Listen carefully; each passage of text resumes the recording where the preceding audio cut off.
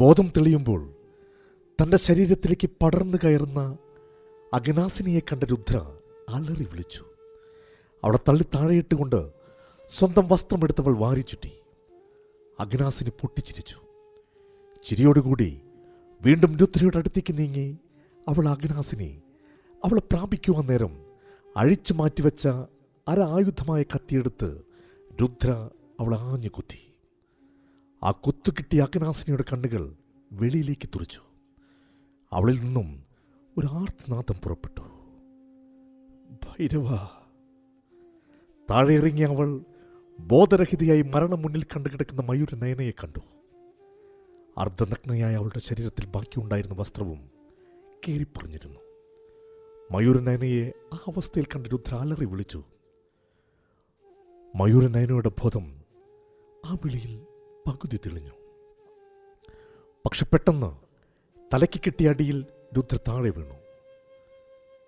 കണ്ണുകൾ തുറന്ന മയൂരനയന മങ്ങിയ കാഴ്ചയിൽ വജ്രഭൈരവൻ രുദ്രയെ അവിടെ നിന്നും വലിച്ചിഴച്ച് കൊണ്ടുപോകുന്ന കാഴ്ച കണ്ടു. ഒന്നെഴുന്നേൽക്കാൻ പോലുമുള്ള ശേഷിയില്ലെങ്കിലും മയൂരനയനയുടെ ചുണ്ടുകൾ ആ പേര് വിളിച്ചു. രുദ്ര! രുദ്ര! യുദ്ധത്തിൽ താരവൃന്ദ വീണത് ചന്ദ്രഹാസന്റെ സേനയ്ക്ക് ഏറ്റവും വലിയ തിരച്ചടിയായിരുന്നു. താരവൃന്ദ വീണത് കണ്ടപ്പോൾ ചന്ദ്രഹാസൻ ഭ്രാന്ത് പിടിച്ചതുപോലെ എല്ലാവരെയും ആക്രമിച്ചു. മേഘവർദ്ധന്റെ പിന്നിൽ നിന്നുള്ള വീട്ടിൽ നിന്നും തലനാരിഴയ്ക്കാണ് ചന്ദ്രഹാസൻ രക്ഷപ്പെട്ടത്. പക്ഷെ മേഘവർദ്ധന്റെ വാൾ ചന്ദ്രഹാസന്റെ മുതുകിൽ വലിയ മുറിവ് തീർത്തു. അഗ്നിമിത്രൻ അവന്റെ സുഹൃത്തുക്കളാൽ സംരക്ഷണ വലയം തീർത്തുകൊണ്ട് ചന്ദ്രഹാസനെ യുദ്ധഭൂമിയിൽ നിന്നും സുരക്ഷിതമായി താവളത്തിലെത്തിച്ചു. മേഘവർദ്ധന്റെയും വിസ്തൃതന്റെയും സൈന്യത്തെ ബ്രഹ്മഭദ്രനും ദുവേന്ദ്രനും ഗിരികേശനും ജിതേന്ദ്രനും ശാന്തനും ഒരുമിച്ച് ആക്രമിച്ചുവെങ്കിലും അവർക്കും ചതിപ്രയോഗങ്ങൾ കൈമുതലാക്കിയ മേഘവർദ്ധന്റെ സേനയോട് പിടിച്ചു നിൽക്കാൻ മാത്രമേ സാധിച്ചുള്ളൂ. മുന്നേറാൻ സാധിച്ചില്ല.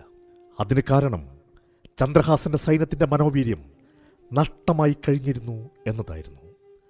മരുന്ന് വെച്ച് കെട്ടുമ്പോൾ ചന്ദ്രഹാസൻ അഗ്നിമിത്രന്റെ കയ്യിൽ പിടിച്ചു ചോദിച്ചു, ആരാണ് നീ?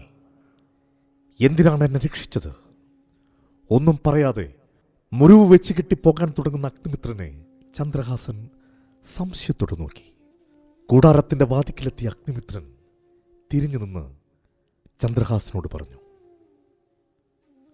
പിതാവിനെ രക്ഷിക്കേണ്ടത് പുത്രന്റെ ധർമ്മമാണ്. ആ ധർമ്മം മാത്രമേ മാതാവായ റാണി മയൂരനയന എന്നോട് ജീവിതത്തിൽ ആവശ്യപ്പെട്ടിട്ടുള്ളൂ. അത്രയും പറഞ്ഞ് തിരികെ വന്ന് കുവലയ തന്നെ ഏൽപ്പിച്ച ചുരുൾ അഗ്നിമിത്രൻ ചന്ദ്രഹാസനെ നേരെ നീട്ടി. ആ ചുരുൾ വാങ്ങി വായിച്ച ചന്ദ്രഹാസൻ അമ്പരന്നു. അഗ്നിമിത്രൻ മയൂരനയനയിൽ തനിക്കുണ്ടായ മകനാണെന്ന സത്യം ആ പിതൃഹൃദയത്തിനെ ചുട്ടുപൊള്ളിച്ചു. എണ്ണത്തിൽ കൂടുതലുള്ള വസിഗോതയുടെ സൈന്യത്തിന്റെ മുന്നിൽ പരാജയം മുന്നിൽ കണ്ടുകൊണ്ട് നാഥനില്ലാത്ത മഗമതിയുടെ സൈന്യം പകച്ചു നിന്നു. മനോവീര്യം നഷ്ടപ്പെട്ട അവരെ നിഷ്പ്രയാസം അരിഞ്ഞു വീഴ്ത്തിക്കൊണ്ട് മേഘവർദ്ധന്റെ സൈന്യം മുന്നേറി. പെട്ടെന്നാണ് അവർ ഒരു ആരവം കേട്ടത്. മലയിറങ്ങി അവരുടെ നേരെ പാഞ്ഞെടുക്കുന്ന നാഗന്മാർ. മഹേന്ദ്രന്റെ കണ്ണിൽ നിന്നും പ്രതീക്ഷയുടെ കനൽ മിന്നി. ആ വരവിന് അവരുടെ നഷ്ടപ്പെട്ട മനോവീര്യം വീണ്ടെടുത്ത് കൊടുക്കുവാനുള്ള കഴിവുണ്ടായിരുന്നു. വീണ്ടും പ്രതീക്ഷകൾ തെളിഞ്ഞു. വർദ്ധിച്ച വീര്യത്തോടെ നാഗഗോത്രവുമായി കൈകോർത്തുകൊണ്ട് മഗമതിയുടെ വീരപുത്രന്മാർ പടപുരുതി. ആ വീര്യത്തിന് മുന്നിൽ പിടിച്ചു നിൽക്കാൻ പറ്റാതെ വസിഗോതയുടെ സേനയ്ക്ക് അടിപ്പതറി തുടങ്ങി. വജ്രഭൈരവൻ രുദ്രയെ നിലത്ത് കിടത്തി വാൾ കൊണ്ട് ആഞ്ഞു വെട്ടാനൊരുങ്ങി. ജീവനെന്ന് പറയാൻ അല്പം ശ്വാസം മാത്രമേ അവളിൽ ശേഷിക്കുന്നുണ്ടായിരുന്നുള്ളൂ. അരുത് ഭൈരവ! മഹാപുരോഹിതന്റെ ആജ്ഞയോടെയുള്ള സ്വരം കേട്ട് വജ്രഭൈരവൻ തിരിഞ്ഞു നോക്കി. അങ്ങെന്താണ് ഈ ചെയ്തത്? കുറച്ചപ്പുറത്ത് കിടന്ന അഗനാസിനിയുടെ മൃതദേഹം ചൂണ്ടിക്കാണിച്ചുകൊണ്ട് ഭൈരവൻ പറഞ്ഞു, എന്റെ അനിയത്തിയെ ഇവൾ. കാര്യങ്ങളെല്ലാം ജ്ഞാനദൃഷ്ടിയിൽ കണ്ടുകൊണ്ട് മഹാപുരോഹിതൻ പറഞ്ഞു, വിനാശകാലേ വിപരീത ബുദ്ധി. ഞാൻ അന്നേ പറഞ്ഞിരുന്നു, സ്ത്രീശാപം രാജ്യം മുടിക്കുമെന്ന്. രുദ്ര സാധാരണ പെൺകുട്ടിയല്ല, പരാശക്തിയുടെ കടാക്ഷമുള്ളവളാണ്. നാഗചൈതന്യമുള്ളവർ. വന്നു കയറിയ ഈ രാജ്യത്തിൻ്റെ സർവ്വ ഐശ്വര്യങ്ങൾക്കും കാരണമാകേണ്ടവൾ അവളെയാണ് നിങ്ങൾ. സർവനാശം സർവനാശം സംഭവിക്കും. അപ്പോഴേക്കും മുറിവേറ്റൊരു ഭടൻ ജീവൻ കയ്യിൽ പിടിച്ചുകൊണ്ട് മഹാരാജ വജ്രഭൈരവന്റെ അടുക്കിലേക്ക് ഓടി വന്നു.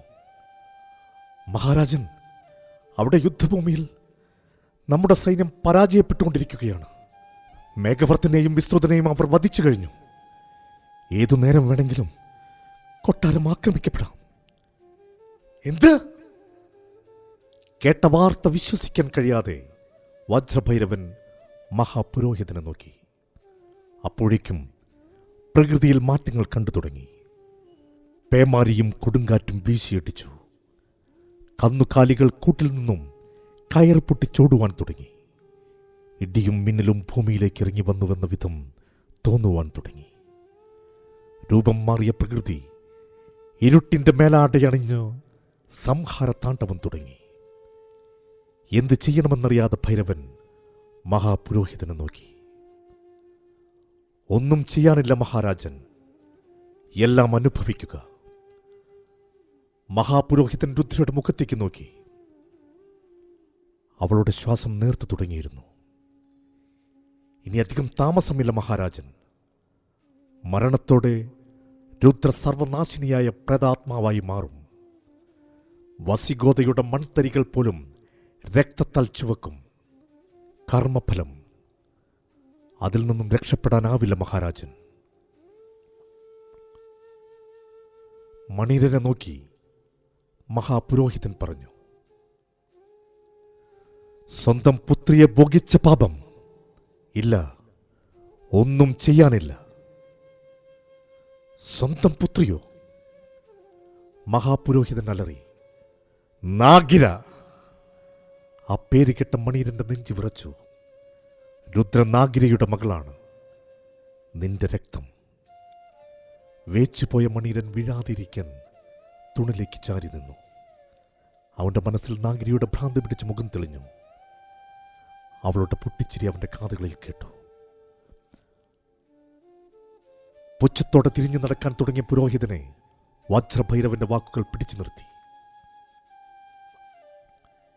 ഇല്ല മഹാപുരോഹിത, അങ്ങയ്ക്ക് അങ്ങയുടെ കർത്തവ്യത്തിൽ നിന്നും ഓടിയൊളിക്കാൻ സാധിക്കുകയില്ല. അങ്ങനൊരു മഹാദുരന്തം വസിഗോതയെ കാത്തിരിപ്പുണ്ടെങ്കിൽ അതിന് പരിഹാരം ചെയ്യാനും അങ്ങ് ബാധ്യസ്ഥനാണ്. കഴിവുകൾ വസിഗോതയുടെ നന്മയ്ക്ക് വേണ്ടി ഉപയോഗിക്കുമെന്ന് വാഗ്ദാനം ചെയ്ത് മന്ത്രസിദ്ധി കൈവരിച്ചവനാണ് താങ്കൾ. ചന്ദ്രഹാസന്റെ പടയോട്ടം നിർത്താൻ ഇപ്പോഴും ഞാൻ മാത്രം മതി. പക്ഷേ ഉറഞ്ഞു തുള്ളുന്ന പ്രകൃതിയിലേക്ക് നോക്കിക്കൊണ്ട് വജ്രഭൈരവൻ പറഞ്ഞു, വസിഗോതയിലെ ജനങ്ങളുടെ സംരക്ഷണം അങ്ങയുടെ കർത്തവ്യം തന്നെയാണ്. ഈ പ്രകൃതിയെ ശാന്തമാക്കിയാലും. മഹാപുരോഹിതന് തന്റെ കാൽച്ചുവട്ടിലെ മണ്ണ് ഒലിച്ചു പോകുന്നത് പോലെ തോന്നി. മന്ത്രവിധികൾ പഠിക്കുന്നതിന് മുൻപ് ചെയ്ത പ്രതിജ്ഞ അദ്ദേഹത്തിന് ഓർമ്മ വന്നു. അദ്ദേഹത്തിന്റെ നെഞ്ചു പിടച്ചു. കണ്ണുകൾ നിറഞ്ഞു. വിയർപ്പു കണങ്ങൾ ഒഴുകി. അല്പം നേരത്തെ മൗനത്തിനൊടുവിൽ അദ്ദേഹത്തിന്റെ ചുണ്ടുകൾ മന്ത്രിച്ചു. മഹാചാമുണ്ടാവാഹനം. പിന്നീട് അല്പം സ്വരമുയർത്തി അദ്ദേഹം പറഞ്ഞു, മഹാചാമുണ്ടാവാഹനം. കൊടികെട്ടിയ മന്ത്രവാദികൾ പോലും ചെയ്യാൻ മടിക്കുന്ന ദുഷ്ടകർമ്മം.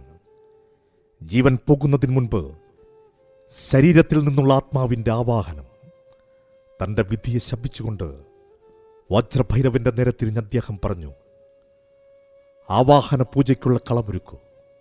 അത് കേട്ട വജ്രഭൈരവന്റെ ചുണ്ടിൽ വിജയത്തിന്റെ ചിരിമിന്നി.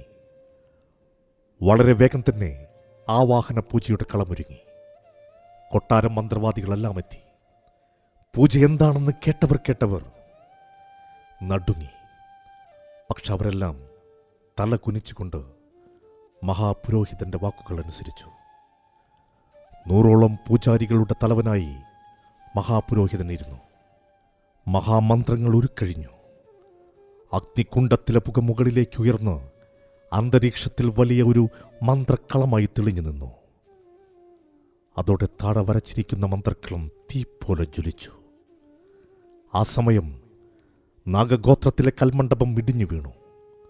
ഗർഭഗൃഹത്തിലെ മണികളെല്ലാം വലിയ ശബ്ദത്തോടെ മുഴങ്ങി. യുദ്ധഭൂമിയിൽ നിന്നും തിരികെ എത്തിയ നാഗന്റെ കയ്യിൽ നിന്നും യുദ്ധവിവരങ്ങൾ അറിയുകയായിരുന്നു രാജർഷി. രാജർഷി അമ്പലത്തിലേക്ക് ഓടി.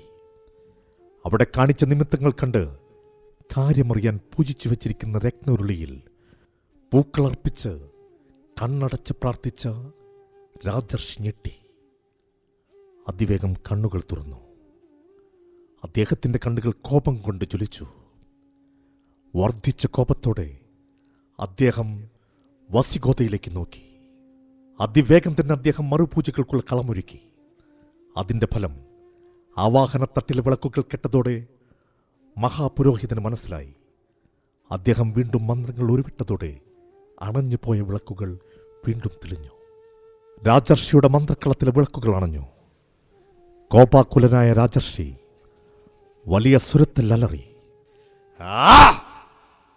പൂജകൾ ഫലം ചെയ്യില്ല എന്ന് കണ്ട അദ്ദേഹം വേഗം വസിഗോത ലക്ഷ്യമാക്കി നീങ്ങി. അദ്ദേഹത്തിന്റെ വരവറിഞ്ഞ വൈദേഹി തന്നെ രണ്ടായി വിഭജിച്ച് അദ്ദേഹത്തിന് പാതയൊരുക്കി. ആ സമയം രുദ്രയെ ആവാഹന പലകയിൽ കിടത്തി മഹാപുരോഹിതൻ കൈക്കാലുകൾ ബന്ധിച്ചു. നേരിയ ശ്വാസം മാത്രം ബാക്കിയുള്ള അവളുടെ ഉടലിൽ കുങ്കുമവും കൂടെ സ്വന്തം കൈമുറിച്ച് അതിൽ നിന്നുള്ള രക്തവും ഒരുമിച്ച് യോജിപ്പിച്ചൊഴിച്ചു. മന്ത്രങ്ങൾ ചൊല്ലി വലതു കൈയിലെ ചെറുവിരലിലെ നഖം അമർത്തി പെരുവിരൽ മുറിച്ച് ആ രക്തം എടുത്തവളുടെ നെറ്റിയിലേക്ക് കുറിവരച്ചതിന് ശേഷം അതേ രക്തം കൊണ്ട് അദ്ദേഹം മുന്നിൽ വച്ചിരിക്കുന്ന മരത്തിന്റെ 5 ആണികളിലും തളിച്ചു. മന്ത്രപാരായണം ഉച്ചസ്ഥായിലെത്തിയ നിമിഷം അദ്ദേഹം അതിലൊരാണിയെടുത്ത് രുദ്രയുടെ നെഞ്ചിൽ അടിച്ചു കയറ്റി. ബന്ധനത്തിൽ കിടന്ന രുദ്രയിൽ നിന്നും ആർത്തനാദം മുഴങ്ങി. രാജർഷിയുടെ കാലുകൾ നിശ്ചലമായി. എല്ലാം തകർന്നവനെ പോലെ അദ്ദേഹം ആ മണലിൽ മുട്ടുകുത്തിയിരുന്നു. ഇടിച്ചു കുത്തിയ പേമാരിയിൽ അദ്ദേഹത്തിന്റെ ശരീരം നനഞ്ഞൊഴുകി. മഹാപുരോഹിതൻ മന്ത്രങ്ങൾ ഉച്ചരിച്ച് 2ാമത്തെ ആണി അവളുടെ കണ്ടത്തിന് താഴെ അടിച്ചു കയറ്റി. ആ സമയം ഏന്തി വലിഞ്ഞ് അവിടെ അടുത്തെത്തിയ മയൂരനയന് ആ കാഴ്ച കണ്ട് വിറങ്ങലിച്ചുപോയി. ബാക്കി കാണാൻ ശേഷിയില്ലാതെ അവൾ തിരികെ ഏന്തി വലിഞ്ഞു നടന്നു. ഒരുവിധം പ്രയാസപ്പെട്ടുകൊണ്ട് അവൾ അഗനാസിനിയുടെ മൃതദേഹത്തിൽ നിന്നും കത്തി വലിച്ചൂരി അത് സർവശക്തിയും ഉപയോഗിച്ച് തൻ്റെ ശരീരത്തിൽ കുത്തിയിറക്കി. മരണമൊഴി പോലെ പ്രാണൻ പിരിയുന്ന സമയം അവൾ പറഞ്ഞു, കാലഭൈരവ, എൻ്റെ യാതനകൾക്ക് പകരമായി അടുത്ത ജന്മം രുദ്രയെ നീ എനിക്ക് മകളായി നൽകണം, പ്രതികാരം ചെയ്യാൻ. അവളുടെ ആ പ്രാർത്ഥന കാലഭൈരവ ക്ഷേത്രത്തിനെ പ്രകമ്പനം കൊള്ളിച്ചു. മഹാപുരോഹിതന്റെ നെഞ്ചു വിറച്ചു. എങ്കിലും മനസ്സാന്നിധ്യം വീണ്ടെടുത്ത് അദ്ദേഹം 3ാമത്തെ ആണി രുദ്രയുടെ ഇടത്തെ വാരിയിലകൾക്ക് താഴെയും 4ാമത്തെ ആണി വലത്തെ വാരിയലിന് താഴെയും അടിച്ചു കയറ്റി. പ്രതികരിക്കാനാവാത്ത രുദ്രയിൽ നിന്നും ഒഴുകിയ കണ്ണുനീർ അദ്ദേഹത്തിന്റെ നെഞ്ചിന് ചുട്ടു പൊള്ളിച്ചു. മനസ്സ് കല്ലാക്കി 5ാമത്തെ ആണി അദ്ദേഹം രുദ്രയുടെ നെറ്റിയിൽ അടിച്ചു കയറ്റി. അതോടുകൂടി രുദ്രയുടെ അവസാന ശ്വാസവും നിലച്ചു. പെട്ടെന്ന് തന്നെ ജപിച്ചു വെച്ച ചരടെടുത്ത് മന്ത്രോച്ചാരണങ്ങളോടെ അദ്ദേഹം ആ 5 ആണികളെയും ഒരു പ്രത്യേക രീതിയിൽ ചരടിനാൽ യോജിപ്പിച്ച് കെട്ടി. രുദ്രയുടെ ആത്മാവ് ശരീരത്തിൽ നിന്നും വേർപെട്ട് തയ്യാറാക്കി വച്ചിരിക്കുന്ന അഷ്ടലോകക്കുടത്തിലേക്ക് ചേർന്നു. അഷ്ടലോഹക്കുടം വജ്രഭൈരവനെ ഏൽപ്പിച്ചുകൊണ്ട് മഹാപുരോഹിതൻ പറഞ്ഞു, രുദ്രയുടെ ശരീരവും ഈ അഷ്ടലോഹക്കുടവും മണ്ണേൽക്കാതെ സംരക്ഷിച്ച് സംസ്കരിക്കുക. ആത്മാവിനെ പുനർജന്മം പോലും കിട്ടാത്ത വിധം ബന്ധിച്ചു കഴിഞ്ഞു. ഇനി ഈ ആത്മാവിനാൽ വസിഗോതയിലെ ജനങ്ങൾക്ക് ബുദ്ധിമുട്ടുകൾ ഉണ്ടാവുകയില്ല. നന്ദി മഹാപുരോഹിത. അതിനു മറുപടിയായി തീപ്പാറുന്ന കണ്ണുകളാൽ മഹാപുരോഹിതൻ വജ്രഭൈരവനെ നോക്കിക്കൊണ്ടലറി, പോകൂ! ആ നോട്ടത്തിലും വാക്കിന്റെ മുന്നിലും വജ്രഭൈരവൻ വിറച്ചു. ബന്ധനപ്പലകയിൽ നിന്നും മോചിതയാക്കിയ രുദ്രയുടെ ശരീരമെടുത്തുകൊണ്ട് മണീരനും അതിന്റെ മുന്നിലായി അഷ്ടലോഹക്കുടം ഏന്തിക്കൊണ്ട് വജ്രഭൈരവനും നടന്നു.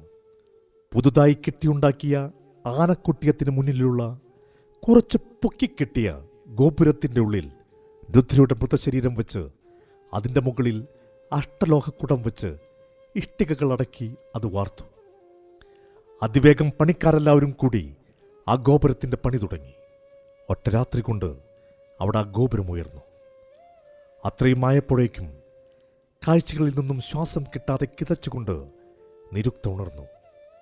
അവൾ കിതപ്പോടെ ചുറ്റും നോക്കി. രാജർഷിയും ദേവനും ഇപ്പോഴും പഴയ ജന്മത്തിൽ തന്നെ ആയിരുന്നു. ദേവന്റെ പേശികളെല്ലാം വലിഞ്ഞു മുറുകുന്നതും രാജർഷിയുടെ മുഖം കോപം കൊണ്ട് ജ്വലിക്കുന്നതും ഒരു കിതപ്പോടെ അവൾ നോക്കിക്കണ്ടു. മഹാപുരോഹിതൻ ആ ദുഷ്കർമ്മത്തിന് ശേഷം കൊട്ടാരത്തിലെ കാലഭൈരവ ക്ഷേത്രത്തിന് മുന്നിൽ ചെന്ന് നിന്നു. അദ്ദേഹത്തിന്റെ കണ്ണിൽ നിന്നും ചുടുകണ്ണീർ ഒഴുകി. കാലഭൈരവനെ നോക്കി അദ്ദേഹം പറഞ്ഞു, മാപ്പ് നൽകൂ കാലഭൈരവ. ഗതികെട്ടൻ്റെ ആത്മാവിനെ സ്വീകരിക്കൂ, എൻ്റെ ബലി സ്വീകരിക്കൂ. അത്രയും പറഞ്ഞുകൊണ്ട് ബലിക്കല്ലിലെ വെട്ടിക്കത്തിയാൽ സ്വന്തം കഴുത്തറുത്ത് ബലി നൽകി ചെയ്തുപോയ മഹാപരാധത്തിൻ്റെ പ്രായശ്ചിത്തം അദ്ദേഹം ചെയ്തു. ആ സമയം പാഞ്ഞെടുക്കുന്ന ചന്ദ്രസേനന്റെ സൈന്യത്തെ തടയാൻ മണീരനോടും ബാക്കിയുള്ള സൈന്യത്തിനോടുമൊപ്പം കോട്ടവാതിലിനകത്ത് യുദ്ധത്തിന് തയ്യാറായി നിന്നു വജ്രഭൈരവൻ. കോട്ടവാതിലിന്റെ മുകളിലുള്ള ദൂരദർശിനിയിലൂടെ ചന്ദ്രഹാസന്റെ വരവ് കണ്ട മണീരൻ വേഗം താഴേക്കിറങ്ങിച്ചെന്ന് പറഞ്ഞു, മഹാരാജൻ, ചന്ദ്രഹാസന്റെ സൈന്യം പാഞ്ഞടക്കുകയാണ്. നമ്മുടെ കയ്യിൽ ഇപ്പോൾ ശേഷിക്കുന്നതിനേക്കാൾ ഇരട്ടി സൈന്യഫലം അവർക്കുണ്ട്. അതുകൂടാതെ കൂടെ അക്കാട്ടുവർഗക്കാരുമുണ്ട്. ഇപ്പോൾ അവരോട് ഏറ്റുമുട്ടുന്നത് യുക്തിയായിട്ട് തോന്നുന്നില്ല. ഓടിയൊളിക്കാൻ വജ്രഭൈരവൻ ഒരു ഭീരുവല്ല മണീര. ഈ കോട്ട പോലും കടക്കാനുള്ള കരുത്ത് അവർക്കുണ്ടാവില്ല. കോട്ടവാതിലടയ്ക്കൂ. വജ്രഭൈരവന്റെ ആജ്ഞ കിട്ടിയതും ഭടന്മാർ എല്ലാവരും കൂടെ പാലം പോലെ താഴേക്ക് കിടന്ന കോട്ടയുടെ ആനവാതിൽ പൊക്കുവാൻ തുടങ്ങി. വലിയ ശബ്ദത്തോടെ ആ കോട്ടവാതിലടഞ്ഞു. കോട്ടയുടെ ചുറ്റും മനുഷ്യനിർമ്മിതമായ ആഴമേറിയ ഒരു ജലസ്രോതസ്സുണ്ടായിരുന്നു.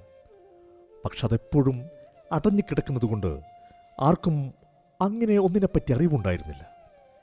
കോട്ടവാതിൽ അടച്ചതിനോടൊപ്പം ചക്രം പോലെയൊന്ന് തിരിച്ചപ്പോൾ ആ ജലസ്രോതസ്സിന്റെ മൂടിയ വാതിലുകൾ തുറക്കപ്പെട്ടു.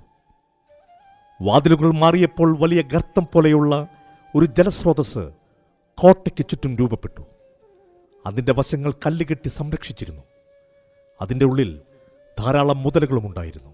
പാലം പോലെയുള്ള കോട്ടയുടെ ആനവാതിലല്ലാതെ ആ ജലവഴി കടക്കാൻ വേറെ മാർഗങ്ങളൊന്നും തന്നെ ഉണ്ടായിരുന്നില്ല. കോട്ടവാതിലാണെങ്കിൽ അടയ്ക്കുകയും ചെയ്തിരിക്കുന്നു. ചന്ദ്രഹാസന്റെ സൈന്യം അവിടെ വന്നു നിന്നു. അവർ മുന്നോട്ടു പോകാൻ മാർഗമില്ലാതെ വിഷമിച്ചു. ആ സമയം മുതലാക്കി വജ്രഭൈരവിന്റെ സൈന്യം കോട്ടയുടെ മുകളിൽ നിന്നും അമ്പുകളെയ്തു. ചന്ദ്രഹാസന്റെ സൈന്യത്തിലെ ആളുകൾ അമ്പുകളേറ്റ് താഴെ വീണു. താഴെ ആ ജലത്തിലേക്ക് വീണ മനുഷ്യരെ മുതലകൾ ആഹാരമാക്കി. അഗ്നിമിത്രൻ സൈന്യത്തിന് പുറകോട്ട് നീങ്ങാൻ നിർദ്ദേശം കൊടുത്തു. ചന്ദ്രഹാസന്റെ സൈന്യം പിന്തിരിഞ്ഞോടുന്നത് കണ്ട് കോട്ടയുടെ മുകളിൽ നിന്ന ഭടന്മാർ വജ്രഭൈരവനോട് വിളിച്ചു പറഞ്ഞു, അവർ പിന്തിരിഞ്ഞോടുന്നു പ്രഭോ. അത് കേട്ട മണീരന്റെയും വജ്രഭൈരവന്റെയും മുഖത്ത് പുച്ഛം കലർന്ന് ചിരിവിടർന്നു. പക്ഷെ അല്പം നേരം കഴിഞ്ഞ് ചിരിച്ചുകൊണ്ട് വീണ്ടും ദൂരദർശനിയിലൂടെ നോക്കിയ ഭട്ടന്റെ മുഖം ഇരുണ്ടു. ഭയത്തോടെ അവൻ വജ്രഭൈരവനെ നോക്കി പറഞ്ഞു, പ്രഭോ. മണീരൻ കുതിരപ്പുറത്തു നിന്നും ഇറങ്ങി കോട്ടയുടെ മുകളിലേക്ക് അതിവേഗം കുതിച്ചു. മണീരൻ ദൂരദർശനിയിലൂടെ കണ്ട കാഴ്ച ഇപ്രകാരമായിരുന്നു. കോട്ടയുടെ നേരെ വരുന്ന കുതിരപ്പട. ആ കുതിരപ്പടയെ നയിച്ചുകൊണ്ട് മുന്നിൽ ചന്ദ്രഹാസനും അഗ്നിമിത്രനും പിന്നെ അവന്റെ സുഹൃത്തുക്കളും, അതിനു പുറകിൽ പിഴുതെടുത്ത വൻമരങ്ങളുമായി വരുന്ന ആനപ്പട. ആ കാഴ്ച കണ്ട മണീരന്റെ കണ്ടനാളങ്ങളിലൂടെ ഉമിനീരിറങ്ങി. വർദ്ധിച്ച കോപത്തോടെ മണീരൻ സേനയ്ക്ക് നിർദ്ദേശം നൽകി. ആക്രമിക്കൂ! അത് കേട്ട സൈനികർ അമ്പുകൾ തൊടുത്തുവിട്ടു. പക്ഷെ ഇപ്രാവശ്യത്തിന് ആക്രമണത്തിന് അമ്പുകളാൽ തന്നെ അഗ്നിമിത്രന്റെ കുതിരപ്പട മറുപടി നൽകി. ഈയാംപാറ്റകളെപ്പോലെ കോട്ടയുടെ മുകളിലെ വജ്രഭൈരവന്റെ സൈന്യം ചത്തുവീഴാൻ തുടങ്ങി. ആനപ്പട കൊണ്ടുവന്ന് വൻമരങ്ങൾ കുതിരപ്പടയും നാഗന്മാരും ചേർന്ന് വടത്തിന്റെ സഹായത്തോടെ ആദ്യം നേരെ നിർത്തുകയും പിന്നീട് മറിച്ച് ആ ജലസ്രോതസ്സിന് കുറുകെ ഇടുകയും ചെയ്തു. അങ്ങനെ താൽക്കാലികമായി നിർമ്മിക്കപ്പെട്ട പാലത്തിന്റെ സഹായത്താൽ അവർ കോട്ടയുടെ മുന്നിലെത്തി. എങ്കിലും അവരുടെ മുന്നിൽ ഭീമാകാര രൂപമായി ആ കോട്ട നിന്നു. അതെങ്ങനെ കടക്കുമെന്ന് വിഷമിച്ചു നിന്ന ചന്ദ്രഹാസനെ ഇപ്രാവശ്യം നാഗന്മാർ തുണച്ചു. അവർ ആ കോട്ടയോട് ചേർത്ത് കൈകൾ വിരിച്ചു പിടിച്ചു നിന്നു. അങ്ങനെ നിന്നൊരു നാഗന്റെ മുകളിൽ മറ്റൊരു നാഗൻ കയറി. അതേപോലെ തന്നെ കൈകൾ വിരിച്ചു പിടിച്ച് കോട്ടയിൽ അള്ളിപ്പിടിച്ചു നിന്നു. അങ്ങനെ അധികം വൈകാതെ കോട്ട മതിലിനോട് ചേർന്ന് അത്ര തന്നെ ഉയരത്തിൽ മനുഷ്യനിർമ്മിതമായ മനുഷ്യമതിൽ രൂപപ്പെട്ടു. അവരുടെ മേലെ ചവിട്ടി പടയാളികൾ ഓരോരുത്തരായി കയറി. ആ സമയം കോട്ടയുടെ മുകളിൽ നിന്നുള്ള ആക്രമണം തടയാൻ കുതിരപ്പട മുകളിലേക്ക് അമ്പുകൾ അയച്ച് ആക്രമിച്ചവരെ വധിച്ചു. താമസിയാതെ പടയാളികൾ കോട്ടമതിലിന് മുകളിലെത്തുകയും വജ്രഭൈരവന്റെ സൈന്യത്തിനെ ആക്രമിക്കുകയും ചെയ്തു. ആ സമയം ചന്ദ്രഹാസന്റെ ആനപ്പട പാലം പണിത മരങ്ങൾ തിരിച്ചെടുത്തു. ആ മരത്തിന്റെ വേരിന്റെ ഭാഗം മുറിച്ചു കളഞ്ഞവർ ആ ഭാഗം കൊണ്ട് ശക്തമായി അടഞ്ഞുകിടന്ന കോട്ടവാതിലിനെ പ്രഹരിച്ചു. ആ പ്രഹരത്തിൽ താമസിയാതെ കോട്ടവാതിലിന്റെ വലിയ വിജാഗിരിയും അതുറപ്പിച്ചാണികളും ഇളകിത്തെറിച്ചു. അവർ സകല ശക്തിയും ഉപയോഗിച്ച് അള്ളിപ്പിടിച്ചുവെങ്കിലും അടുത്ത പ്രഹരത്തിൽ വാതിലിനോടൊപ്പം അതുറപ്പിച്ചു നിർത്താൻ ശ്രമിച്ച മനുഷ്യരും തെറിച്ചു. തുറന്ന വാതിലിലൂടെ ചന്ദ്രഹാസനും അഗ്നിമിത്രനും സുഹൃത്തുക്കളും ബാക്കിയുള്ള സൈനികരും ഇരച്ചു കയറി. ആദ്യമൊക്കെ എതിരിട്ട് നിന്നെങ്കിലും രക്ഷയില്ലെന്ന് കണ്ട മണീരൻ യുദ്ധത്തിൽ നിന്നും പിന്തിരിഞ്ഞോടി. യുദ്ധത്തിൽ വജ്രഭൈരവനും ചന്ദ്രഹാസനും ഏറ്റുമുട്ടി വർഷങ്ങളുടെ പക വീറോടെ ഇരുവരും ഏറ്റുമുട്ടി. ആ സ്വന്തം രക്ഷ നോക്കി കൊട്ടാരത്തിൻ്റെ ഉള്ളിൽ കയറി വിലപിടിച്ച വസ്തുക്കളെല്ലാം മണീരൻ ഒരു ചാക്കിൽ നിറയ്ക്കുകയായിരുന്നു. വിലപിടിച്ച വസ്തുക്കൾ സ്വന്തമാക്കി രഹസ്യ വഴിയിലൂടെ രക്ഷപ്പെടാനായിരുന്നു മണീരൻ്റെ ഉദ്ദേശം. അതിനിടയിൽ മണീരൻ ചെയ്യുന്ന പ്രവൃത്തി കണ്ട ഒരു ഭടനെ ഒരു ദയം കൂടാതെ കഴുത്തിൽ കത്തിയിറക്കി അദ്ദേഹം കൊന്നു. വെറും വാശിയും നിറഞ്ഞ യുദ്ധത്തിന്റെ അവസാനം വാളും പരിചയം നഷ്ടപ്പെട്ട വജ്രഭൈരവൻ നിലത്തു വീണു. ചന്ദ്രഹാസൻ വാൾ വജ്രഭൈരവന്റെ കഴുത്തിന് നേരെ ഓങ്ങിയപ്പോൾ വജ്രഭൈരവൻ പൊട്ടിച്ചിരിച്ചു. ആ ചിരിയുടെ അർത്ഥം മനസ്സിലാവാതെ അഗ്നിമിത്രനും ചന്ദ്രഹാസനും പരസ്പരം നോക്കി. ചിരി നിർത്തി വജ്രഭൈരവൻ ചന്ദ്രഹാസനെ നോക്കി പറഞ്ഞു, "നീ ജയിച്ചെന്ന് കരുതിയോ ചന്ദ്രഹാസ? ഒരിക്കലുമില്ല. ഇപ്പോൾ നീ എന്നെ കൊന്നാലും ജയിക്കുന്നത് എപ്പോഴും ഞാൻ തന്നെ, ഈ വജ്രഭൈരവൻ തന്നെ. വജ്രഭൈരവനെ തോൽപ്പിക്കാൻ നിനക്ക് കഴിയില്ല ചന്ദ്രഹാസ." ചന്ദ്രഹാസൻ സംശയത്തോടെ വജ്രഭൈരവനെ നോക്കി. പൊട്ടിച്ചിരിച്ചുകൊണ്ട് വജ്രഭൈരവൻ ചോദിച്ചു, "എവിടെ നിന്റെ പ്രണയിനി? എവിടെ മയൂരനയന?" അത് കേട്ട ചന്ദ്രഹാസന്റെ നെഞ്ചി പിടച്ചു. പൊട്ടിച്ചിരിച്ചുകൊണ്ട് അഗ്നിമിത്രനെ നോക്കി വജ്രഭൈരവൻ ചോദിച്ചു, "എവിടെ എവിടെ നിന്റെ ശൈവരുദ്ര? എവിടെ മലനിരകളുടെ രാജകുമാരി?" അഗ്നിമിത്രൻ ഞെട്ടി. വീണ്ടും പൊട്ടിച്ചിരിച്ചുകൊണ്ട് വജ്രഭൈരവൻ പറഞ്ഞു, "അറിയണോ? അറിയണോ? അവർക്കെന്ത് സംഭവിച്ചോന്നറിയണോ?" പിന്നെയും പൊട്ടിച്ചിരിച്ചുകൊണ്ട് വജ്രഭൈരവൻ പറഞ്ഞു, "അവരുടെ സൗന്ദര്യം ഇവിടെ എത്ര പേർ കണ്ടുവെന്നറിയണോ നിനക്ക്? അവരുടെ നഗ്നതയുടെ വർണ്ണന കേൾക്കണോ നിനക്ക്?" അത്രയും കേട്ടപ്പോൾ അഗ്നിമിത്രന്റെ കയ്യിൽ നിന്നും വാൾ താഴെ വീണു. ചന്ദ്രഹാസന്റെ അവസ്ഥയും മറ്റൊന്നുമായിരുന്നില്ല. ശത്രു മാനസികമായി തകർന്നു എന്ന് കണ്ട വജ്രഭൈരവൻ ആ അവസരം മുതലാക്കി താഴെ വീണ വാളെടുത്ത് ചന്ദ്രഹാസനെ വെട്ടി. തിരിച്ചു പ്രതികരിക്കാനുള്ള ശേഷി ചന്ദ്രഹാസൻ ഉണ്ടായിരുന്നില്ല. വെട്ടുകൊണ്ട് ചന്ദ്രഹാസൻ വീഴുന്നത് കണ്ട അഗ്നിമിത്രൻ വേഗം സ്വബോധത്തിലേക്ക് തിരികെ വന്ന് നിലത്ത് വീണ തന്റെ വാളെടുത്ത് വജ്രഭൈരവനെ വെട്ടി. ഒറ്റ വെട്ടിൽ തീരാതെ അവൻ വീണ്ടും വീണ്ടും ഉയർന്നു പൊങ്ങി വജ്രഭൈരവന്റെ കഴുത്ത് നോക്കി വെട്ടി. വജ്രഭൈരവന്റെ ഉടലിൽ നിന്നും തല വേർപ്പെട്ടു. പക്ഷേ മരിച്ചു കിടക്കുന്ന വജ്രഭൈരവന്റെ മുഖത്ത് വിജയിച്ചതിന്റെ സന്തോഷം പ്രകടമായിരുന്നു. താഴെ വീണ ചന്ദ്രഹാസൻ അഗ്നിമിത്രൻ മടിയിൽ കിടത്തി. പിതാവേ, അരുത്, പോകരുത്. മാതാവ് അവിടെ കാത്തിരിക്കുന്നുണ്ട്. വെറുതെ പറഞ്ഞതാ, നമ്മളെ തകർക്കാനായി വെറുതെ പറഞ്ഞതാവും. രുദ്രയെ കാണണ്ടേ? അകത്തേക്ക് നോക്കി അഗ്നിമിത്രൻ നീട്ടി വിളിച്ചു, രുദ്ര! പുത്ര. രക്തം പുരണ്ട കൈകളാൽ മകന്റെ തലയിൽ കൈവച്ച് അനുഗ്രഹിച്ചുകൊണ്ട് ചന്ദ്രഹാസന്റെ ശ്വാസം നിലച്ചു. അച്ഛന്റെ മൃതശരീരം നെഞ്ചോട് ചേർത്ത് പിടിച്ചുകൊണ്ട് അഗ്നിമിത്രൻ അലറിക്കരഞ്ഞു. കൊട്ടാരത്തിന്റെ കിളിവാതിലൂടെ ഈ കാഴ്ച കണ്ട മണീരന്റെ ചുണ്ടിൽ ഒരു ചിരിമിന്നി. അഗ്നിമിത്രനെയും കൂടെ തീർത്തു കഴിഞ്ഞാൽ പിന്നെ ഇരു രാജ്യങ്ങളും തൻ്റെ കാൽക്കീഴിൽ വരും എന്നവൻ കണക്കുകൂട്ടി. രക്ഷപ്പെടാനുള്ള ശ്രമം ഉപേക്ഷിച്ച് ഉടവാളും എടുത്തുകൊണ്ട് മണീരൻ പുറത്തേക്കിറങ്ങി. വീണ്ടും ഒരു ആക്രമണത്തിനായി. അഗ്നിമിത്രൻ ആക്രമിക്കാൻ വന്ന മണീരനെ അഗ്നിമിത്രന്റെ സുഹൃത്തുക്കളായ ബ്രഹ്മഭദ്രനും കൂട്ടുകാരും നേരിട്ടു. ആ സമയമെല്ലാം തകർന്നവനെപ്പോലെ, ചുറ്റുമൊന്നും അറിയാത്തവനെപ്പോലെ അഗ്നിമിത്രൻ മുൻപോട്ട് നടന്നു.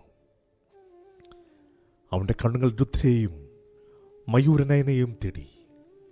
കൊട്ടാരത്തിൻ്റെ ഉള്ളിൽ ചെന്നവൻ അഗനാസിനിയുടെയും മയൂരനയനയുടെയും മൃതദേഹങ്ങൾ കണ്ടു. അവളത് കണ്ടെങ്കിലും തിരിച്ചറിഞ്ഞില്ല. ആ മൃതദേഹത്തിൻ്റെ അരികിൽ ചെന്നവൻ ചോദിച്ചു, എൻ്റെ മാതാവിനെ കണ്ടുവോ? രുദ്രയെ കണ്ടുവോ? മൃതദേഹങ്ങളെ കുലുക്കി വിളിച്ചുകൊണ്ട് വീണ്ടും അവൻ ചോദിച്ചു, പറയൂ, അവരെ നിങ്ങൾ കണ്ടുവോ? പ്രതികരിക്കുന്നില്ല എന്ന് കണ്ട് അവൻ വീണ്ടും അവിടെ മുഴുവൻ രുദ്രയെയും മയൂരനയനെയും തേടി നടന്നു. നടന്ന് നടന്ന് യുദ്ധം നടക്കുന്നതിൻ്റെ പോലും ഇടയിലേക്ക് നടന്ന് അവൻ ആനക്കൊട്ടിയത്തിൻ്റെ അടുത്തെത്തി. അവിടെ പുതുതായി നിർമ്മിച്ചിരിക്കുന്ന ഗോപുരത്തിൻ്റെ ചുവട്ടിൽ അവനിരുന്നു. ആ ഗോപുരത്തിൽ ചാരിയിരുന്നു കൊണ്ട് അവൻ ചോദിച്ചു, രുദ്ര, എവിടെയാണ് നീ?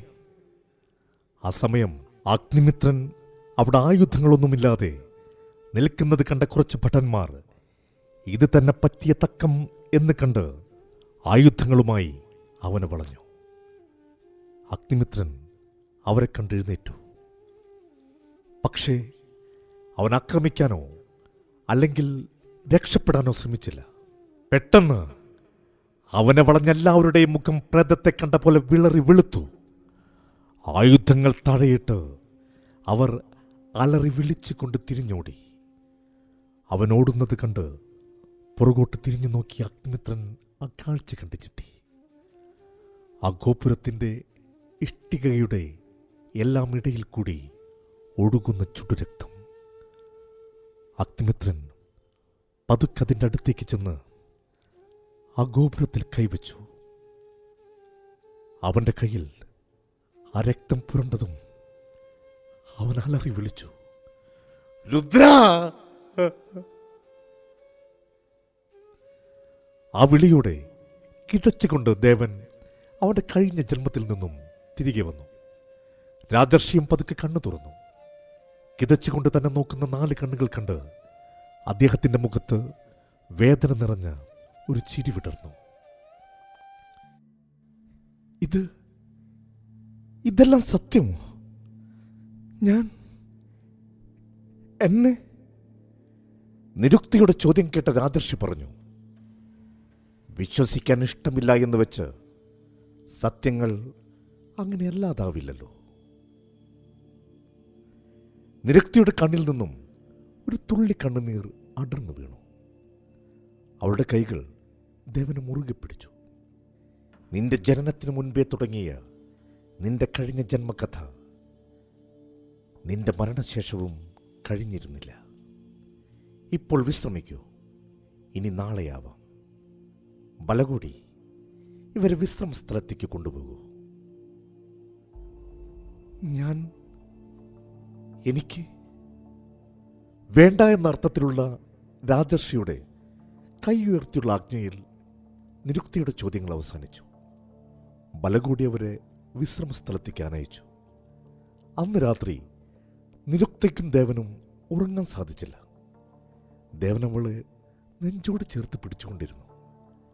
നിരുക്ത 2 കൈകൊണ്ടും അവളുടെ കഴുത്തിൽ കിടക്കുന്ന അവൾ അറിയാതെ ഇത്രയും നാൾ ധരിച്ച അഗ്നിമിത്രൻ അവൾക്ക് ചാർത്തിയ താലിമാലയിൽ പിടിച്ചുകൊണ്ടിരുന്നു. ആദ്യത്തെ പതർച്ചയ്ക്ക് ശേഷം അവർ ഇരുവരുടെയും മനസ്സ് പതിയെ സത്യങ്ങൾ അംഗീകരിച്ചു. അവരുടെ കണ്ണുകളിൽ പകയാളി. ആ സമയം രാജർഷിയുടെ ഓർമ്മകൾ കഴിഞ്ഞ ജന്മത്തിലെ ബാക്കി സംഭവങ്ങളിലേക്ക് പോയി. സർവനാശിനിയായി പ്രകൃതി താണ്ഡവ നൃത്തമാടിയ ആ ദിവസത്തിലേക്ക്. എല്ലാം തകർന്നവനെ പോലെ ആ മണലിലിരുന്ന രാജർഷി കാറ്റും മഴയും വകവയ്ക്കാതെ പതി എഴുന്നേറ്റ് വസിഗോതയുടെ കൊട്ടാരം ലക്ഷ്യമാക്കി നടന്നു. യുദ്ധഭൂമിയിൽ അനേകം ആളുകളുടെ ജഡം. അത് കടന്നെത്തിയ കൊട്ടാരത്തിൻ്റെ അവസ്ഥയെ മറിച്ചായിരുന്നില്ല. അതും ഒരു ശ്മശാനം പോലെ തോന്നിച്ചു. അവിടെവിടെയായി ചിതറിക്കിടക്കുന്ന ജഡങ്ങൾ. കടന്നു പോകുമ്പോൾ അല്പപ്രാണൻ ബാക്കിയുള്ള മണീരൻ രാജർഷിയുടെ കാലിൽ പിടിച്ചുകൊണ്ട് പറഞ്ഞു, വെള്ളം, വെള്ളം. കോപത്തോടെ മണീരനെ നോക്കിയ രാജർഷിയുടെ കാലിന്റെ പെരുവിരൽ മണീരന്റെ കണ്ടനാളത്തിൽ അമർന്നു. രാജർഷിയുടെ കാലിന്റെ ചുവട്ടിൽ മണീരന്റെ പ്രാണൻ പിടഞ്ഞു തീർന്നു. രാജർഷിയുടെ കാലുകൾ നേരെ നടന്നത് ആനക്കൊട്ടിയത്തിനടുത്തേക്കാണ്. അവിടെ ചെന്ന് അദ്ദേഹം കണ്ടു ഗോപുരത്തിന്റെ ചുവട്ടിൽ മരിച്ചു കിടക്കുന്ന അഗ്നിമിത്രനെ. ഗോപുരത്തിൽ നിന്നും അപ്പോഴും ചെറിയ രീതിയിൽ രക്തം കിനിയുന്നുണ്ടായിരുന്നു. അഗ്നിമിത്രന്റെ കണ്ണുകൾ അടച്ചതിന് ശേഷം എഴുന്നേറ്റ് നെഞ്ചു പൊട്ടുന്ന വേദനയോടെ ആ ഗോപുരത്തിൽ കൈവച്ചുകൊണ്ട് രാജർഷി വിളിച്ചു, പുത്രി. മറുപടി എവിടെ നിന്ന് എന്നറിയാത്ത അലറിയുള്ള ഒരു കരച്ചിലായിരുന്നു. ആ കരച്ചിലോടെ ആ ഗോപുരം ഇടിഞ്ഞ് താഴെ വീണു. അതിനുള്ളിൽ അഷ്ടലോഹക്കുടത്തിൽ ബന്ധിച്ച ആത്മാവും രുദ്രയുടെ ശവശരീരവും മേന്തി രാജർഷി മലനിരകളെ ലക്ഷ്യമാക്കി നടന്നു. അദ്ദേഹം നടന്നകലുമ്പോൾ പുറകിൽ കൊട്ടാരവും കിഴക്ക് ദിക്കിലെ മഹാകാലകേയ ക്ഷേത്രവും തകർന്നു വീഴുകയായിരുന്നു. ഒരു കല്ലുപോലും ഉയർന്നു നിൽക്കാത്ത വിധം വസിഗോതയുടെ കൊട്ടാരവും പരമ്പരയുടെ എല്ലാ കണ്ണികളും ഇടിഞ്ഞു വീണ കെട്ടിടത്തിന്റെ കോണിയിൽ അസ്തമിച്ചു. അങ്ങനെ വസിഗോതയുടെ പ്രതാപവും അവസാനിച്ചു. തലക്കടിച്ച് കരഞ്ഞുകൊണ്ടാണ് രുദ്രയുടെ ശവശരീരവുമായി ചെന്ന രാജർഷിയെ നാഗന്മാർ വരവേറ്റത്. നാഗന്മാരുടെ എല്ലാം നെഞ്ച് തകർന്ന കാഴ്ചയായിരുന്നു അത്. നാഗബുദ്ധി പ്രകാരം രുദ്രയുടെ ശവസംസ്കാരം നടന്നു. യുദ്ധത്തിനിടയിൽ ജീവനോടെ കെണിയിലകപ്പെട്ട് കിട്ടിയ ശസ്തഗോത്രനെ പരാശക്തിക്ക് ബലി കൊടുത്തുകൊണ്ട് രാജർഷി ശപഥം ചെയ്തു. അഷ്ടലോഹക്കുടത്തിൽ കഴിയുന്ന രുദ്രയുടെ ആത്മാവിനെ എങ്ങനെയും ആ ബന്ധനത്തിൽ നിന്നും മോചിപ്പിക്കുക തന്നെ ചെയ്യുമെന്ന്. ഈ സമയം താരവൃന്ദയും ചന്ദ്രഹാസനും മരിച്ചെറിഞ്ഞ രത്നവേണി ആത്മഹത്യ ചെയ്തു. കന്തല രാജ്യത്തിന്റെ രാജാവായ വീരസിംഹൻ മയൂരനയനയുടെ ദുർവിധി അറിഞ്ഞ് ആദ്യം തളർന്നു വീണു. താമസിയാതെ തന്നെ ദേഹവിയോഗം ചെയ്തു. ശേഷം നിമിഷങ്ങൾക്കുള്ളിൽ തന്നെ അദ്ദേഹത്തിന്റെ ഭാര്യയായ മീനലോചനയും മരിച്ചു. 3 രാജ്യങ്ങളും അന്യം നിന്നു. ചെറിയ ചെറിയ വിഭാഗങ്ങളായി ആസാം വിഭജിക്കപ്പെട്ടു. വർഷങ്ങളോളം ഖെൻ രാജപരമ്പരയുടെ ഉദയം വരയ്ക്കും ഒരു രാജഭരണമോ രാജപരമ്പരയോ ആസാമിൽ ഉണ്ടായില്ല. പക്ഷേ ഈ സമയമെല്ലാം രാജർഷി ഒരൊറ്റ ലക്ഷ്യത്തിന് വേണ്ടി മാത്രം പരിശ്രമിക്കുകയായിരുന്നു: രുദ്രയുടെ മോചനം.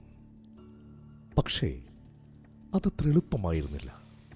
കാരണം മഹാചാമുണ്ടാവാഹനം എന്നത് നിസ്സാരമായ ആവാഹനമായിരുന്നില്ല. അത് ചെയ്തവനും നിസ്സാരനായിരുന്നില്ല. മഹാപുരോഹിതൻ അറിവിലും മന്ത്രവിധികളിലും രാജർഷിയേക്കാൾ 100 ഇരട്ടി ശക്തനായിരുന്നു. പക്ഷെ തോറ്റു പിന്മാറാൻ രാജർഷി ഒരുക്കമായിരുന്നില്ല. അതിനായി അദ്ദേഹം പുതിയ മന്ത്രവിദ്യകൾ പഠിച്ചു. ഇതുവരെയും ചെയ്യാത്ത അതികഠിനമായ നിഷ്ഠകളോടെ അദ്ദേഹം അതെല്ലാം ചെയ്തു. അഘോര മന്ത്രാനുഷ്ഠാനങ്ങളുടെ ഒടുവിൽ അദ്ദേഹം മുക്തരാജിയെ പ്രാപിച്ചു. അതിനുശേഷം ശുദ്ധനായി വന്ന അദ്ദേഹം സ്വന്തം ശരീരം ഉപേക്ഷിച്ച് മുക്തരാജിയുടെ ഗർഭത്തിലേക്ക് പരകായ പ്രവേശനം ചെയ്തു. രാജർഷി വശ്യരേഷൻ പറഞ്ഞതനുസരിച്ച് മുക്തരാജി വശ്യരേശന്റെ ശരീരം അഗ്നിയിൽ ദഹിപ്പിച്ചു. അഗ്നിയിൽ ശുദ്ധി ചെയ്തത് കൊണ്ടാവാം മുക്തരാജിക്ക് ജനിച്ച കുഞ്ഞിന്റെ നെഞ്ചിൽ തീപ്പൊള്ളലേറ്റ പോലെ ഒരു പാടുണ്ടായിരുന്നു. കുഞ്ഞായിരുന്നപ്പോൾ പോലും ഓർമ്മകളെല്ലാം അവനിലുണ്ടായിരുന്നു. ആ കുഞ്ഞു പോലും രാജർഷിയെപ്പോലെ സംസാരിച്ചതും അനുഷ്ഠാനങ്ങൾ ചെയ്തതും മുക്തരാജിയിൽ അത്ഭുതം ജനിപ്പിച്ചു. വീണ്ടും ഇത് തന്നെ ആവർത്തിച്ചു കൊണ്ടിരുന്നു.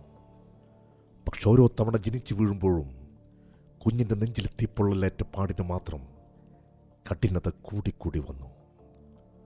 ഓരോ ജന്മവും നീണ്ട കഠിന പരിശ്രമം, നിഷ്ഠ, വീണ്ടും പരകായ പ്രവേശം, വീണ്ടും പരിശ്രമം, മരണത്തെപ്പോലും തോൽപ്പിച്ച കഠിന പരിശ്രമം. രാജർഷിയുടെ തീരുമാനത്തിന് മുന്നിൽ ജന്മങ്ങൾ നിമിഷങ്ങൾ പോലെ കടന്നുപോയി. വൈദേഹി വറ്റുവരണ്ടു. സിയാഗോ ബ്രഹ്മപുത്ര എന്നറിയപ്പെടാൻ തുടങ്ങി. ആസാം ഇന്ത്യ എന്ന മഹാരാജ്യത്തിൻ്റെ ഭാഗമായി. ബ്രിട്ടീഷ് ഭരണവും സ്വാതന്ത്ര്യ സമരവും എല്ലാം വന്നുപോയി. അവസാനം ഇന്ത്യ എന്ന ജനാധിപത്യ രാജ്യം രൂപം കൊണ്ടു. വർഷങ്ങൾ കടന്നു പോയിക്കൊണ്ടേയിരുന്നു. ഈ സമയം ചിന്തയിൽ മുഴുകിയിരുന്ന രാജർഷിയുടെ അടുത്തേക്ക് ബലകൂടി ചെന്നു. ഗുരു. ബലകൂടിയുടെ സ്വരം രാജർഷിയെ ഓർമ്മകളിൽ നിന്നും ഉണർത്തി. പറയൂ ബലകൂടി,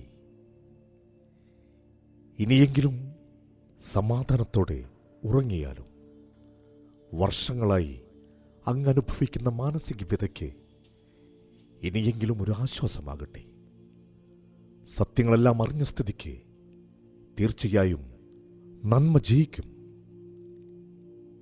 ഇല്ല ബലകൂടി, ആപേക്ഷികമായ ജയത്തിൽ മുന്നിട്ട് നിൽക്കുന്നത് നന്മയോ തിന്മയോ എന്ന് ഇനിയും പറയാൻ സാധിക്കില്ല. ആ മറുപടി ബലകൂടിയെ ഞെട്ടിച്ചു. അതെന്തുകൊണ്ടാണ് ഗുരു? വർഷങ്ങളായുള്ള കഠിന പരിശ്രമത്താൽ എനിക്ക് രുദ്രയുടെ ആത്മാവിന് പുനർജന്മം നൽകാൻ സാധിച്ചു എന്നുള്ളത് സത്യം തന്നെ ബലകൂടി. പക്ഷേ ഒന്ന് നിർത്തിയ ശേഷം രാജർഷി തുടർന്നു. രുദ്രയുടെ പുനർജന്മത്തിന് വേണ്ടിയുള്ള പരിശ്രമത്തിൽ ഇനിയും ജന്മങ്ങൾ ബാക്കിയുള്ള എല്ലാവരുടെയും പുനർജന്മം എനിക്ക് തടയേണ്ടതായി വന്നിരുന്നു.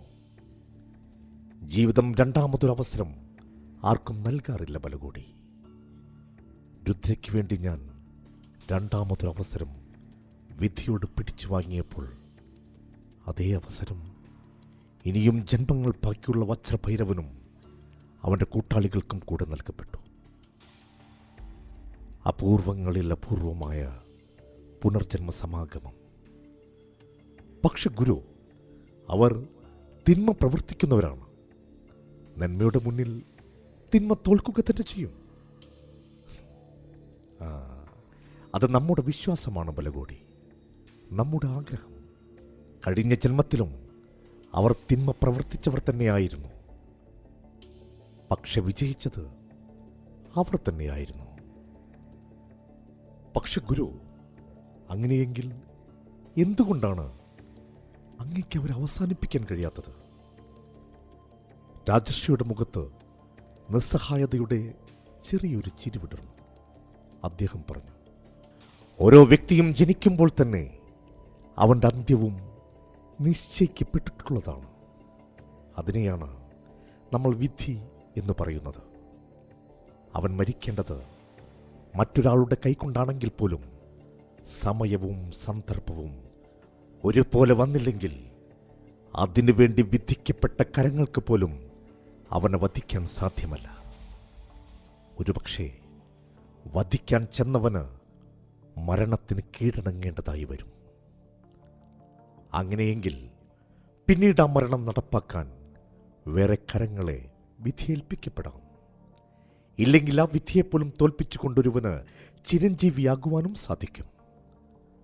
മരണത്തെപ്പോലും തോൽപ്പിച്ച മഹാരഥന്മാർ നമുക്കുണ്ട് പല കൂടി. പക്ഷെ ഗുരു കൈയുയർത്തി ബലകോടിയെ തടഞ്ഞുകൊണ്ട് രാജർഷി പറഞ്ഞു, ഇതവസരം മാത്രമാണ് ബലകോടി, ജീവിതം കൊടുത്ത രണ്ടാമത്തെ അവസരം. ഈ അവസരത്തിൽ കിട്ടിയ ഏക ഗുണം അവരുടെ കഴിഞ്ഞ ജന്മത്തിനെയും അതിലനുഭവിച്ച നരകയാതനകളെയും കുറിച്ച് അവർ അറിഞ്ഞു എന്ന് മാത്രമാണ്. പക്ഷെ ശത്രുവും അവൻ്റെ കൂട്ടാളികളും ശക്തരാണ്. അത്രയും പറഞ്ഞ് ഒരു ദീർഘനിശ്വാസത്തോടെ രാജർഷി ബലകോടിയെ നോക്കി. ബലകോടിയുടെ കണ്ണുകളിൽ അപ്പോഴും നടുക്കം മാറിയിട്ടുണ്ടായിരുന്നില്ല. പിറ്റേ ദിവസം ദേവന് കാർത്തികിന്റെ കോൾ വന്നു. ശരി, ഞങ്ങൾ വരാം എന്ന് പറഞ്ഞ് കോൾ വച്ചതിന് ശേഷം ദേവൻ നിമ്മൂസിന്റെ അടുത്തേക്ക് ചെന്നു. എന്താ? കാർത്തികാണ്, നമ്മൾ അങ്ങോട്ടേക്ക് ചെല്ലണമെന്ന് പറഞ്ഞു. പക്ഷേ രാജർഷിയോട് എന്തു പറയും? പറഞ്ഞു നോക്കാം, എന്തായാലും താൻ റെഡിയാവുക. അവർ ഒരുങ്ങിച്ചെല്ലുമ്പോൾ രാജർഷി പൂജയിലായിരുന്നു.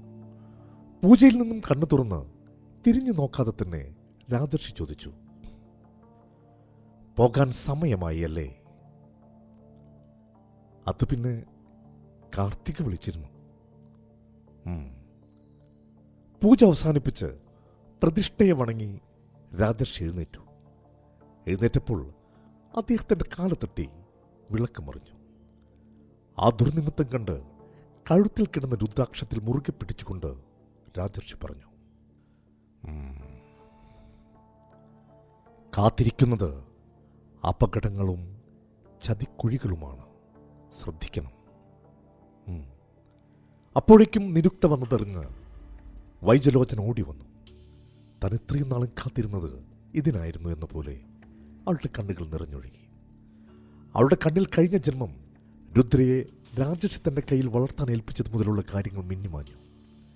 രണ്ട് കൈയും നീട്ടി നിരുക്തിയുടെ നേരെ ഓടി വന്ന വൈജലോചന നിറക്കണ്ണുകളോടെ അവൾ അല്പനേരം നോക്കി നിന്നു. നിമൂസിന്റെ കണ്ണുകളും നിറഞ്ഞു. മാതേ. ആ വിളിയിൽ വൈജലോചന പൊട്ടിക്കരഞ്ഞുകൊണ്ട് നിരുക്തയെ കെട്ടിപ്പിടിച്ചു. അതിനുശേഷം അവളുടെ മുഖം കയ്യിലെടുത്ത് തുരുതുരെ ഉമ്മ വെച്ചു. എന്തുകൊണ്ടോ രാജർഷിയുടെ കണ്ണുകളും നിറഞ്ഞു. രാജർഷി വൈജലോചനയോട് പറഞ്ഞു, ഇപ്പോൾ അവർക്ക് പോകുവാൻ സമയമായി. അവരെ പോകാൻ അനുവദിക്കൂ. കർമ്മങ്ങളുടെ പൂർത്തീകരണത്തിന് ശേഷം അവൾ വരും. തൻ്റെ മകളെ കണ്ട് കൊതി തീർന്നില്ലെങ്കിലും രാജർഷിയുടെ വാക്കുകൾക്ക് ബഹുമാനം നൽകിക്കൊണ്ട് നിരുക്തിയുടെ മൂർധാവിൽ ചുംബിച്ചതിന് ശേഷം വൈജലോചന മാറി നിന്നു. നിരുക്തിയെ ചേർത്ത് പിടിച്ചുകൊണ്ട് രാജർഷി പറഞ്ഞു, ഓരോരുത്തർക്കും ശത്രുവിനെ നേരിടാൻ അതിൻ്റേതായ ആയുധങ്ങളുണ്ട്. സിംഹത്തിന് പല്ലാണെങ്കിൽ പാമ്പിന് വിഷം.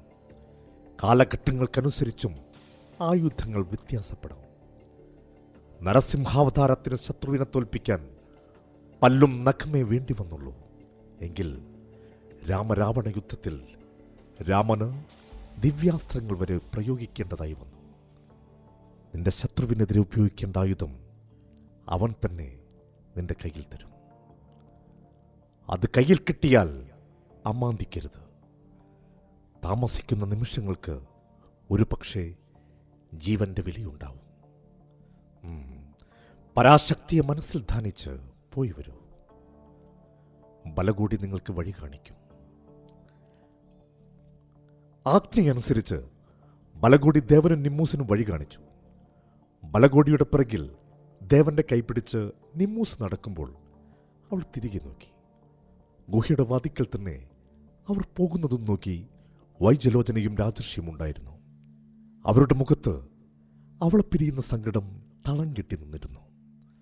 അവർ യാത്രയയച്ച് തിരികെ വന്നതും ബലകൂടിയോട് രാജർഷി പറഞ്ഞു, ബലകൂടി, നമുക്കുടനെ തന്നെ ഒരു യാത്രയുണ്ടാവും, ഒരുങ്ങിക്കൊള്ളുക.